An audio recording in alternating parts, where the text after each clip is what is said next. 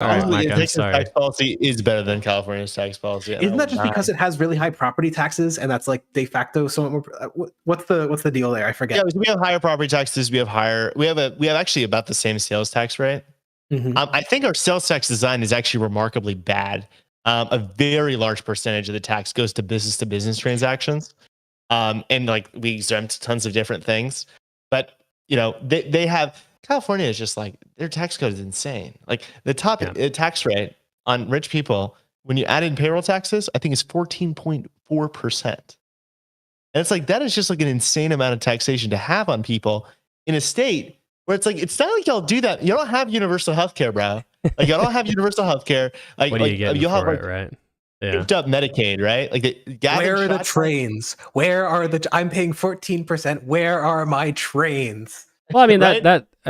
It's interesting to talk about. Local government fiscal sustainability is a different topic, but I mean, honestly, to be fair, like I think one of the biggest criticisms of blue states is often the most intuitive, and to be fair, it just kind of makes sense to me. Is the idea that, damn, like states like California, Illinois, New York, it's like you pay a shitload of state tax, but what state services do you really get in those states, right? That are so good. Like it doesn't seem like you're getting a lot for your relative tax burden. But anyway, that's perhaps a topic for another day. Micah, any last words on this? I'll just say this. I'll just say that on that point, okay? This is why over time I'm becoming more anti-localist, more anti-states, more pro-federal government, just because the amount of, I'm not like unitary, obviously we're a federation, but the amount of for an interest group capture of our state governments and the amount of incompetence in our state governments because they don't have good policy advisors and there's so many lobbyists that they're listening to is so crazy that you have these local governments and state governments which just pump out abysmal spending and regulatory policy after abysmal spending and regulatory policy. And so the federal government may be dysfunctional, but at least like when it does something, it has the state capacity maybe to articulate it semi-well. No, let me briefly speak to that. I feel like a really weird aspect of the U.S. federal system is that we treat states like they're like these little itty bitty babies. The legislators I think only 4 states have full-time legislators.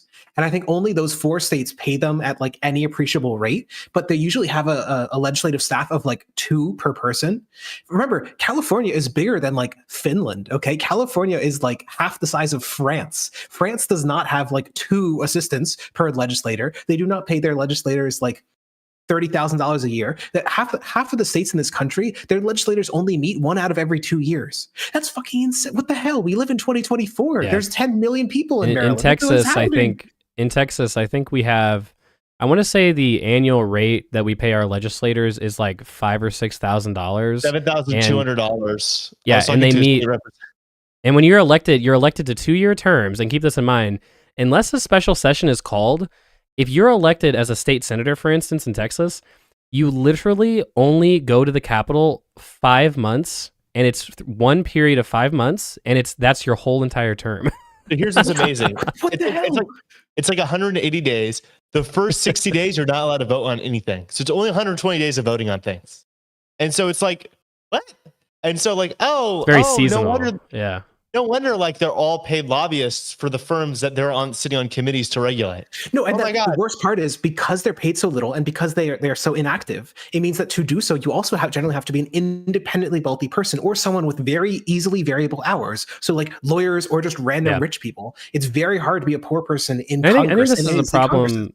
I think this is a problem they've had in countries like China, right? Where they'll be very sensitive about the perception of government corruption, so they won't really pay their bureaucrats very well.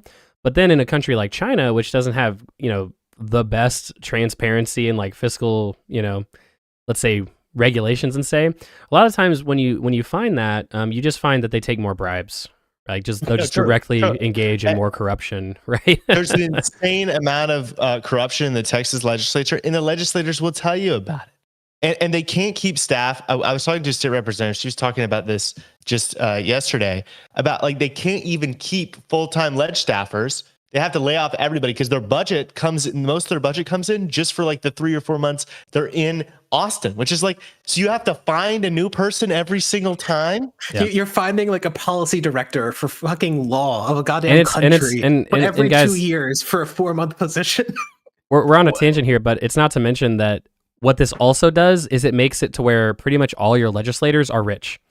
Right, it makes it to where they're all pretty much independently wealthy because they don't care about only making $7,000 a year doing this job. That's what I was trying to point to, because not only do they have to be wealthy, they can't even have a job that has regular hours that will fire them for going away for like 6 months a year. So you can't even just be like you have to be like a stock manager or something. You can't be a doctor if you have to be on call for all of those 6 months. Exactly, so, and like this is the fundamental thing that I think people need to understand. It's like when you look at the government, you look at the U.S. government, you're like, oh my God, like everything in this country doesn't work. Our welfare system doesn't work, our immigration system, our tax system. Like find something that works in this country. I'll give you a big prize. It's not always that it's like they're evil or it's not popular to fix this thing. It's largely just because the legislators don't know what the hell to do. Like they just don't know what's the correct opinion. They're surrounded by lobbyists and special interest groups. Their policy staffer's like a 23-year-old. They don't even know that well. This person does a JD, no economics background, and has no specialty in like 90% of the policy domains they're tasked with finding out the right legislation for. What do you expect? Like what kind of policies do you expect from this group of people? Then you add in all these other variables, private money in politics, the political incentives, doing what's best for just your constituency, not for the entire country. No wonder they come up with such bad ideas. There we go. We've somehow come to the idea both that blue state tax systems are terrible and also we need to pay our elected officials probably way more than we do now at a state and local level. Now, to be fair, ironically, when you look at a lot of city councils, they're actually paid a full-time wage.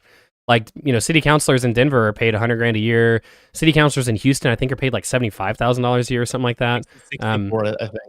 Okay, 60. I mean, still, right? Like, that's definitely a livable wage in Houston, right? And so, it's really interesting the dynamics that exist here. Now, to be fair, right? Well, if you live in a city with like 300 people and your city council is like, oh, Jim Bob decided he would be the city councilor this year, and you only meet once every other month to like, I don't know. What do you even decide? Your city's so small at a certain point, like what issue? So yeah, part-time legislators can obviously make sense, but like SDL mentions, at the scale of a state like California, which is like equivalent to Canada in terms of its population size, like, yeah, you should probably have, full-time legislators actually working at that point. Well, and to be clear, I don't know the issue is just the pay for the legislators, because that's mostly about like which classes get access, and even there, the rich are still mostly going to win, just because there are people who have the time to run a campaign and whatnot. It's the staff. It is unironically the size of the staff. I want a 10-tupling of the legislative staff across the United States. Exactly. We need more. We need more agencies like the CBO, which do internal research. Every state should have a CBO.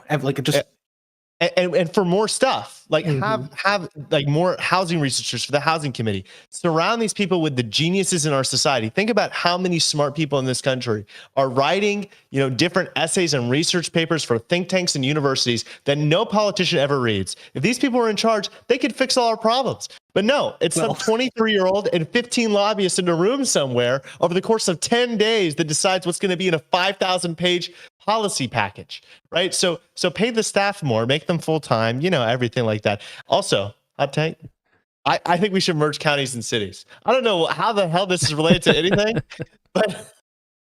Just, collapse the administration. I mean, to be fair, there's a lot of unincorporated territory. Obviously, it works just fine to be governed by a county. So, like a county only, let's say. But anyway, that's, Voer mentions in the chat, legislative reform episode, please. I'll put that in the audience poll this week. Become a Patreon if you want to vote for it.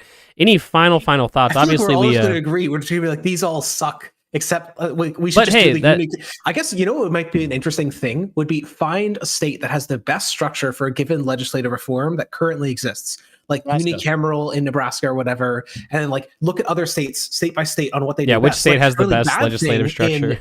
It is Nebraska that's unicameral, right? Because a really bad thing that's there is that it's nonpartisan, which is bullshit, because it means you don't actually know what's going on. You don't know who's elected.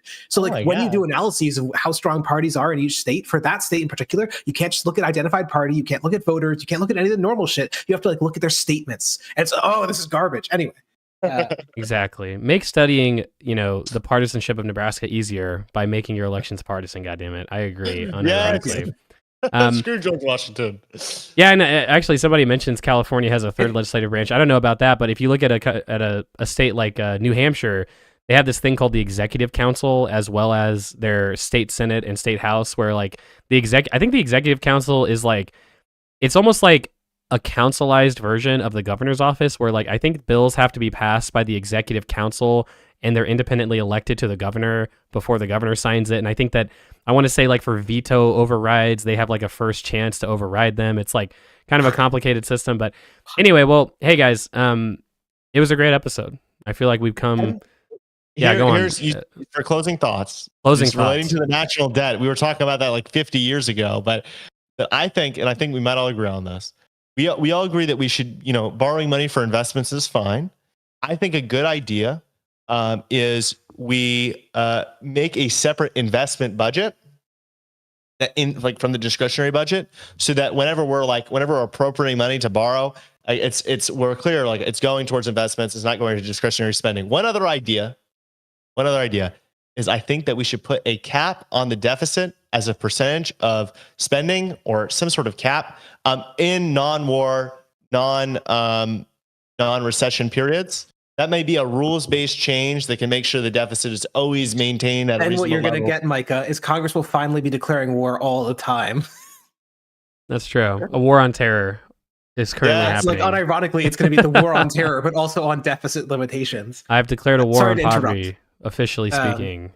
I guess I do think there's sort of something interesting. And you mentioned George Washington, and there's a lot of early U.S. history that is like populistly anti-lawyer. Like a lot of our American founders, even despite being lawyers, talked about how they wish they could simply build a society free of laws and free of lawyers. And I feel like it's this weird populist anti-elitism that just it like mucks up so much of actually running a modern society. Because like, no, you actually need very well paid, very expertise, like super specialized people. Government is a technology. It's like a structure. It's like any other structure. You have to have people who know what they're doing, who understand the technology for it to run well. And that's why we need a government run exclusively by econ bros. No more lawyers. I would despise that government. Oh my God. Only econ PhDs and MPPs. People, I understand it's like, again, it's an unempathetic group, right? Because when you have a group of government economists who say, I don't get paid very well, and then you look into their salaries and it's like, bro, you get paid $108,000 a year? Like, what the fuck? Like, you get paid pretty well.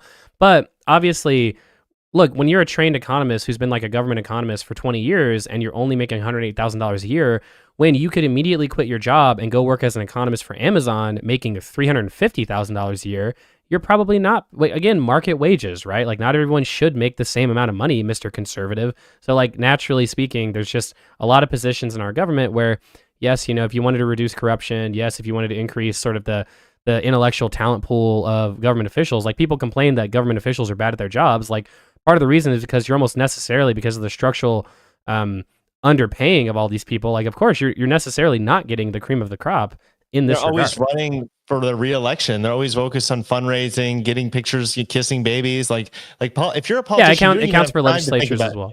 Yeah, I know. Another one of my weird niche proposals, and then we should probably actually start wrapping up, is I actually really like the Senate's like 3-term structure because it encourages longer time horizons, I think. There's a suggestion that it retains more talent because there's less turnover in a given year. Like people have talked about this in terms of term limits. It's like Mexico has a 1-term limit, I believe, which means that their entire legislature every cycle is entirely new. So that means there's an enormous loss of learning. Like there's a lot of problems with having old legislators. They're out of tune with like the American public. There's health issues. There's whatever. But there's also benefits. Like there's learning by doing, even for stuff like legislating, because it too is a technology. It too is a profession.